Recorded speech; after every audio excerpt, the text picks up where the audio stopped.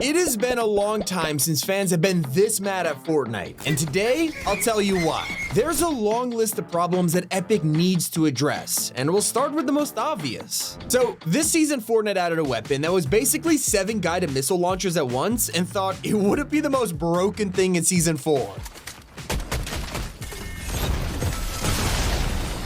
So many streamers and players didn't even realize you could aim this thing after already firing it. So even if you miss, you could just correct the course and hit every single shot. Now that wouldn't usually be a problem if it wasn't combined with 7 rockets heading straight for your face. So Epic finally stepped in and were basically forced to make a change. But the damage hasn't even been nerfed. Only the explosion radius has been reduced by 15%, so we'll have to wait and see how it plays out. Moving on to the second problem, Fortnite dropped that double jump medallion, and instantly I knew it would cause problems. I just didn't expect it to happen so quickly. Because it turns out when you combine it with sliding, you basically turn yourself into the world's fastest moving target. Oh my god, he on X-Games mode.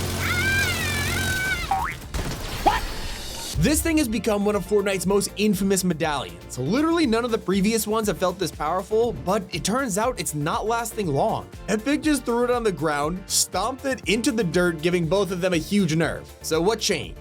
Well, the slide boost is 50% slower, and the double jump is barely noticeable. It is almost 30% less of a boost, and if that wasn't enough, it also takes double the stamina to do it. And while everyone can agree it's kinda overpowered, it is the Halo fans that have their own complaints about Season 4's Battle Pass. Like, imagine getting energy sword pickaxes, tons of edit styles, immediate unlock on Tier 1, and the skin is even free if you reach Tier 100 without buying the pass. Like, what more could you want? Well, let's talk about the Spartan's design. You see, it's meant to represent a female Spartan, except fans have pointed out that the actual women in Halo have way bulkier armor and actually look like super soldiers. The Fortnite version feels really slim and weird. After all, Spartans in general, no matter what, are seen as bulky and strong soldiers, so Fortnite slimming them down, it just looks kinda off. And not gonna lie, I can't unsee it now. It does kinda seem out of place. Moving back in game, we have a way to get an insane amount of loot, but fans are not happy with it. The A-tier bunkers, they're easy to get into, only requiring you to level up twice, and yet by the time you could enter, they're usually in the storm. On your journey to get there, you need to waste slots in your inventory just to carry white heals, and that's not all. This wouldn't be bad if all 4 of the bunkers on the map were active, but for some reason, Fortnite limited it to just 2 of them open per match. That means you could go all the way to the nearest bunker, and it's just chained up. So I'm not surprised you guys are annoyed over this. It feels kinda silly to add all of these POIs and then just give us all these inconveniences for using them. And I'm also not surprised how everyone is telling me how overpowered the wrecked revolver is. Not only does this thing have insane accuracy, miles long range, and the ability to double pump with no delay, but imagine what happens when you pair it with the things we just talked about, like sliding, double jumping, and the swarm strike.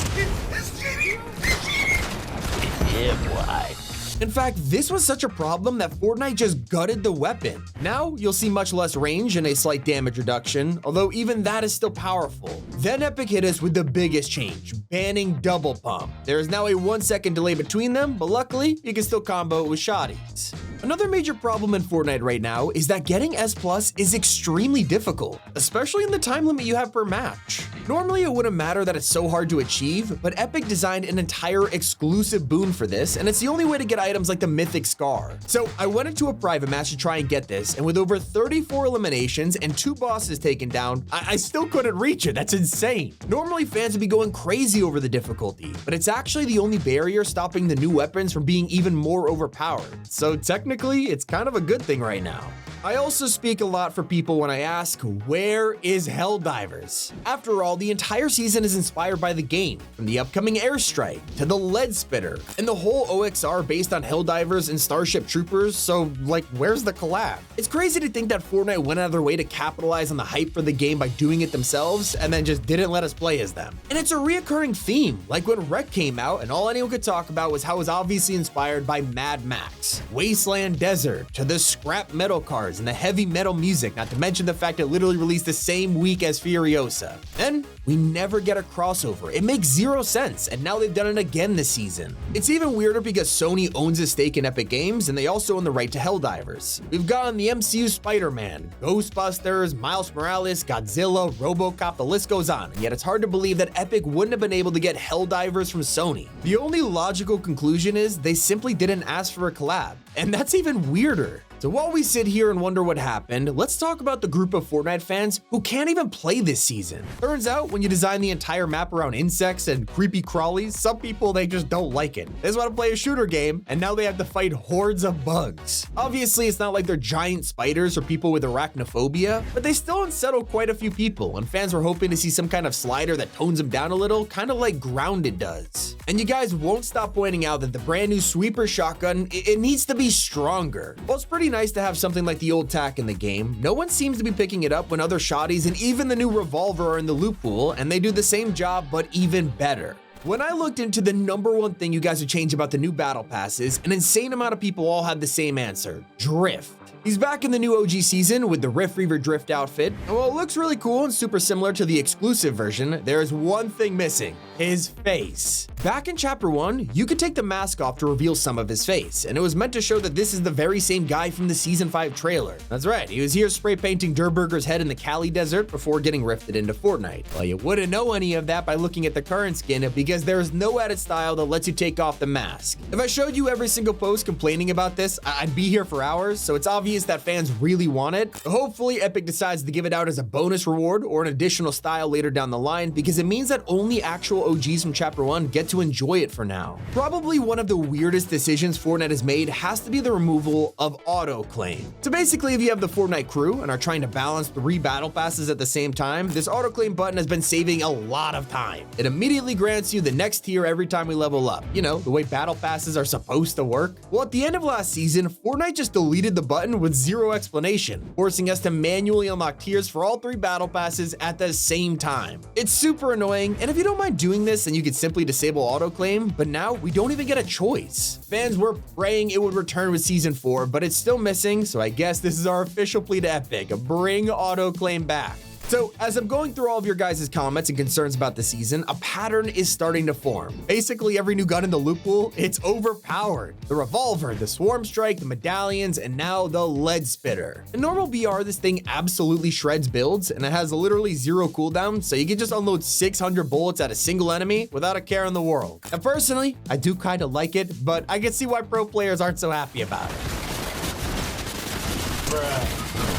Now, if you remember the whole Colombo situation from a couple years ago, we were all enamored with this adorable guy running around the map, only to log in one day and find his skeleton instead. It was a dark time, and I don't think we fully moved on from it yet, and Fortnite just did it again. At the start of the month, Epic tweeted, "I love sprites, I sure hope nothing bad happens to them," with the most ominous video I've ever seen.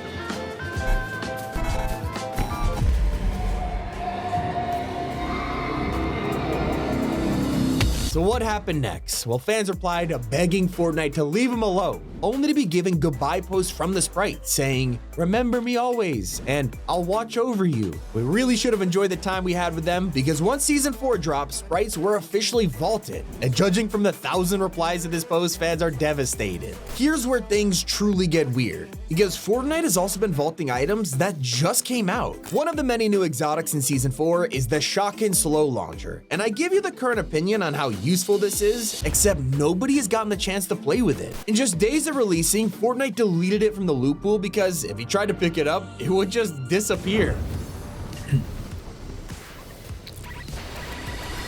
What about when Fortnite messes up so bad, they have to refund players? So this all started when Season 4 dropped, and they gave us the Skate NATO spin emote in the shop. Well, it wasn't long before people quickly realized it was basically a ripoff of the old Tornado spin.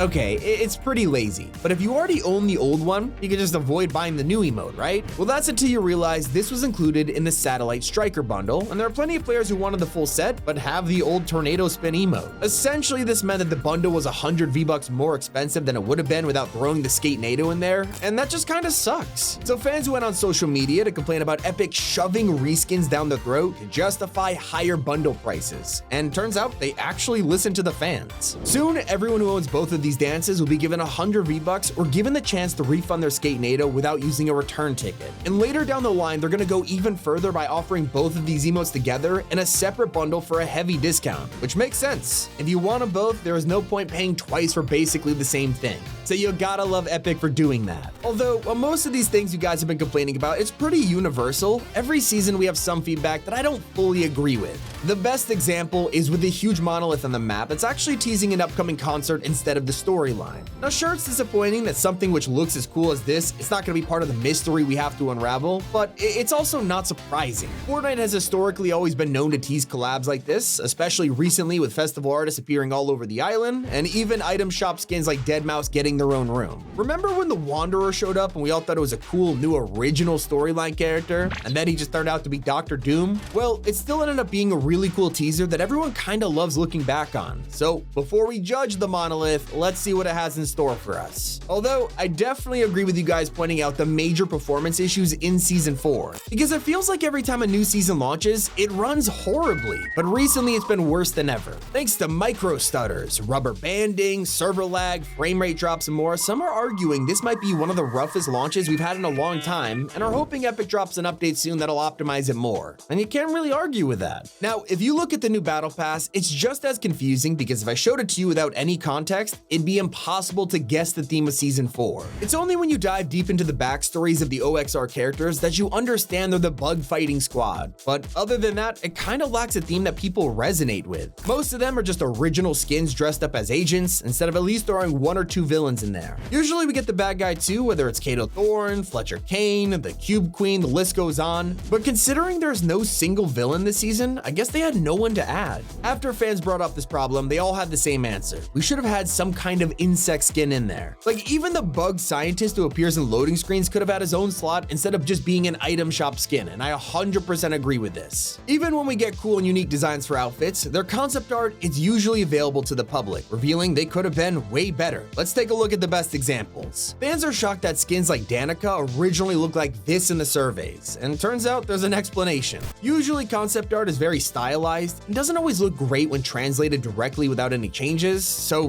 why do they make changes? Well, sometimes it's for the strangest reasons, like how they didn't like Midas's glasses, so they deleted them, and that's when we realized he had them because of his statue on the yacht, and that means it would have been a last-minute decision. Either they just didn't like how they looked, or they were glitching out through his skin with some emotes or something like that, who knows? One of Fortnite's funniest mistakes in this pass has to be Gamer Maze emote. So here's what it looks like to your enemies.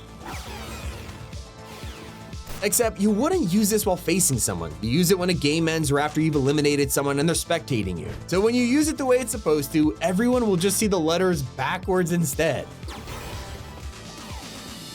Awkward, but hilarious. And it wouldn't be a new Fortnite season if they didn't change XP levels yet again. Epic are becoming notorious for making XP super hard to grind every so often, and fans are already begging them to buff how much we get for completing quests. Like, it's gotten so bad that people are relying on AFK farming creative maps and Lego just to level up. Another thing fans have noticed is that the OXR rifle, it kinda sucks. Well, at least the more common versions like green and blue have terrible bloom. And if you don't believe me, it is literally making people give up and rage quit. Nope. It's not as annoying as the fact that medallions and mythics can straight up get you banned from your lobby. Because if you kill a boss at the worst spot, they can drop the items into a wall, and then you just spend all that time and effort earning these for no reason because you can't even grab them. Although it won't be as controversial as Fortnite's returning collab with Balenciaga. This set hasn't returned since the fashion company were in hot water for some very inappropriate commercials, and we just assumed Fortnite would never work with them again. Well, we might be wrong, because Epic are gearing up the set for a return later this season, and I am so interested to see how fans react to this one. Let me know what you think is the biggest mistake in Season 4. Hopefully Epic Games watches this video and fix it all. It's been Tommy, and keep it here on Top 5 Gaming.